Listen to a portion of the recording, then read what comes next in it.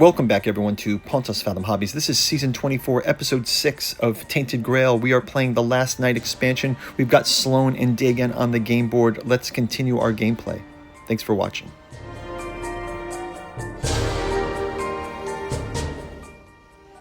Okay, so before we jump into the round, we are in the Weeping Watcher 246 position. We've got Sloan and Dagan. The Pale Lady is about to speak to us here. Continuing from our last round, we've got the Pale Lady in the Four Dweller guys there. The Pale Lady stands between three eyes of the monumental men here and hits the stones under her feet with a pickaxe. White shards scatter around and the Four Dweller smashes again until there was a hole into which you could fit a human head. She kneels and places the Grail there. "Don't watch me, look for the Black Drifter," she snarls. Then she starts chanting the mind-flaying language of the Four Dwellers, and the reality bends around her. The Grail remains perfect in form, but the air shimmers and the giant men here slowly begins to transform. It's hard to avert your eyes, but the Pale Lady is right. You have to protect her now. Soon you feel a tremendous power behind your back. The men here activates, but its influence is now stronger and stranger. A feeling similar to one you had that summer. The air shouldn't smell like this, or maybe it's you who shouldn't be here. Your thoughts are interrupted by the sight of shadow in the sky. The Black Drifter is here. Resolve the special charging Black Drifter encounter, and we will do that right after a quick word from our sponsor, and we'll get into gameplay. Thanks for watching. Pontus Fathom Hobbies is brought to you by the books that we produce. We've got the Genealogy of Cthulhu, Hermeticism of Hastur, and Necromancy of Nyarlathotep. You can collect them in the Tattoo Journals Omnibus. We've also got our Artificial Psychoanalysis of Desiring Machines and Alchemy and Anthroposophy in the Dune Saga. We have a podcast channel where we have features like the Esoteric Dragon Mysteries, Esoteric Saturn Mysteries, and Occulted Anthroposophy and History. Our newest offering is our Dreamland Saga. Aimless takes place in Lovecraft's Cellophase, Hope's Home in Dalath Lean, Stubborn Devotions of Venting and Forgiving, first three parts of the Alchemical Courtship in the Dreamlands. Finally, we've got our newest offering, the Dirges of the Alabaster Kings and the Saturnalis Thramoran. Go check out the bookstore link down below if you're interested. You can also check out our Patreon where we go deep into some of these in our podcast channel. Now back to our gameplay. Okay, we're going to do the Charging Black Drifter encounter in 411. We'll go to 411. We've got the Charging Black Drifter. Perhaps it's like this. We'll just use this mini for now to model that.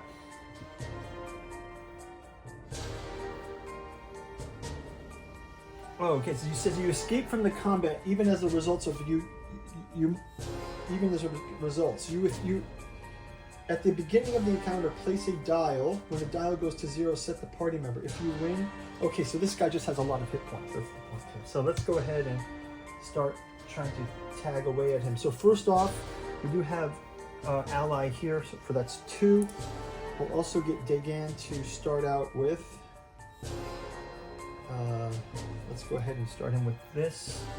It's going to be 2 plus 3, 4, 5, 6.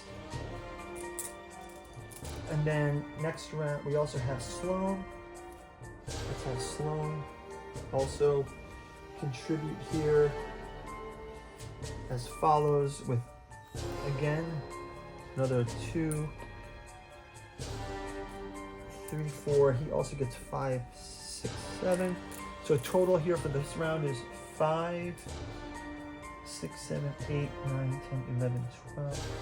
5 and 5 is 10, 14. So 14 gives us 1 and gain fear. So we're going to gain some fear, some terror from this. Okay, let's go to the next round. We'll go ahead and continue with this. And this one. So that's going to be 2, 3, 4. And we're going to be able to gain from our weapon here another 1 at the start of the next round. Then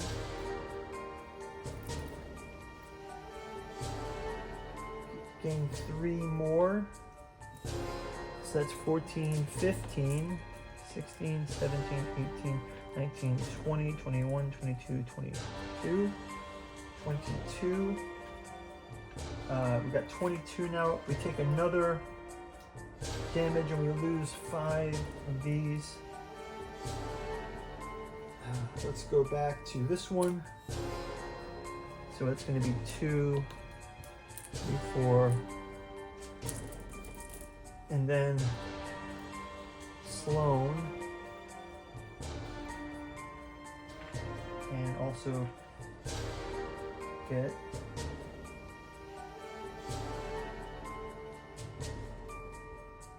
Sloan's here.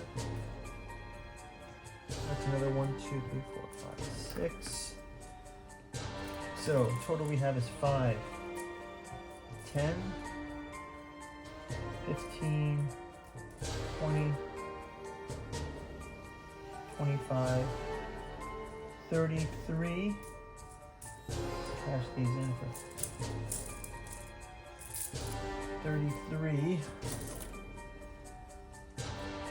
10, 20, 33 out of 45, so we get 4 wounds. Take those 1, 2, 3, 4. We can also repair those later. So the wounds coming down, so this is a huge damage for this. One more round of cards. 33, 34, 35, 36. Gain 2, 37, 38, plus the weapon, 39, 40. And then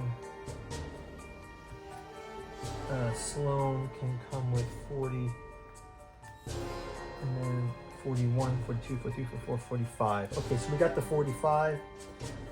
Okay, so that's going to clear us out. 45. We are quite wounded, but we will use, we have some cards that we can use to heal up after this. Let's go ahead and read the results though.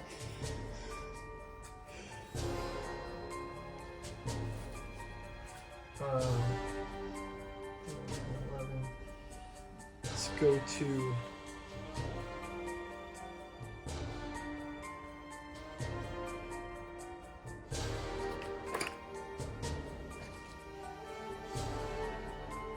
eight, 10.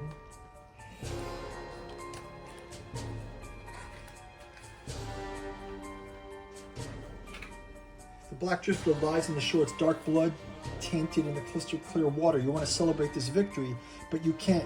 You're sad and you've killed a being who's fundamentally wasn't that different from you. The drifter is also so secret of the weirdness, doing everything it could to run away from it, and for this it was killed. You look at the water and think about your own uncertain future. What will you do now? What will we do now? Go to Dismay, part 5. We will go to 718. 718. 718.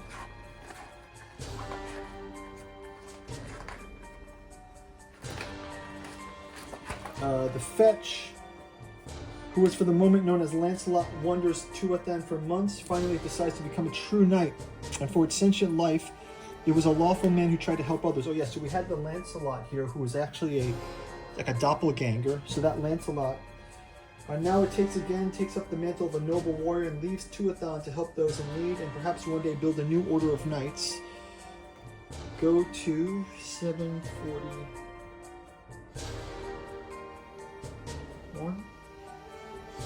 741.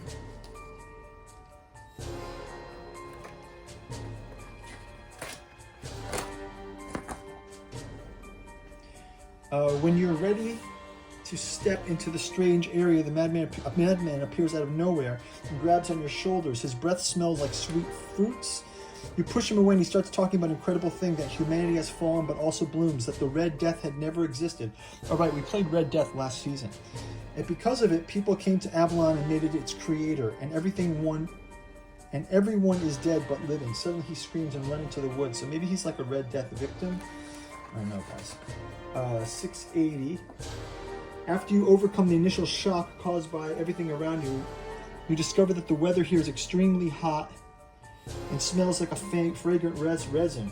You hear joyful music and cheers coming from the distance. Trees surrounding you stand tall as ones in the mangrove huddle. They look too perfect, like monumental ideas. Each character restores all health and energy and loses all terror. Wow. Restore health, energy, and reduces all terror. So this is great. All of our healing, we've just totally healed. That's amazing. Go to verse 649. 649. You approach a source of sound. As you walk, you notice a strange behavior of nature, as if you don't accept the presence here. Birds stop singing when you go past. Ferns fold their leaves, escaping from your touch. Finally, you leave the forest and are greeted by a wonderful sight, a snow-white castle nestled in a clear lake. Two knights ride toward you from the castle. Their armor reflects bright sunlight. Shiny horsehair unmarred by a single speck of dirt. You call out to them, but they don't respond. You try defending yourself, but you feel like a child with a stick fighting a weird bear. Soon a knight transport you tied and saddled towards the great castle. You end up in the dungeon, which also looks just as perfect as everything. A barred window looks out on the lake and sky, showing everything a person might yearn for. Your palette is clean, your bucket in the corner hidden by a short, elegant folding screen. Go to verse 631. So we've been taken prisoner in the White Castle. If you have the All-Father's Blessing status, go to verse 639. Otherwise, go to... We don't have All-Father's Blessing. Go to 607.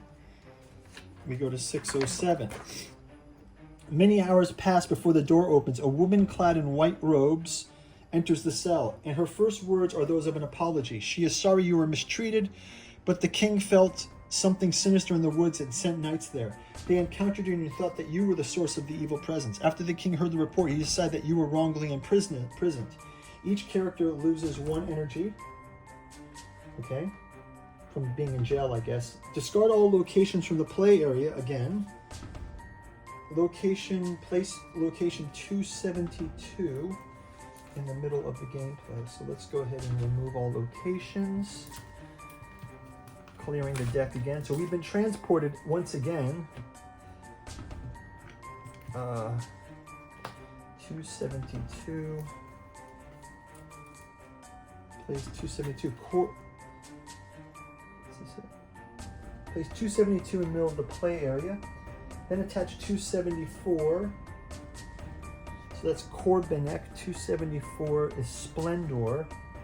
This looks quite lovely. And then below that is 271. Here, this is Sanctum. And we place our characters to 272, Corbinek.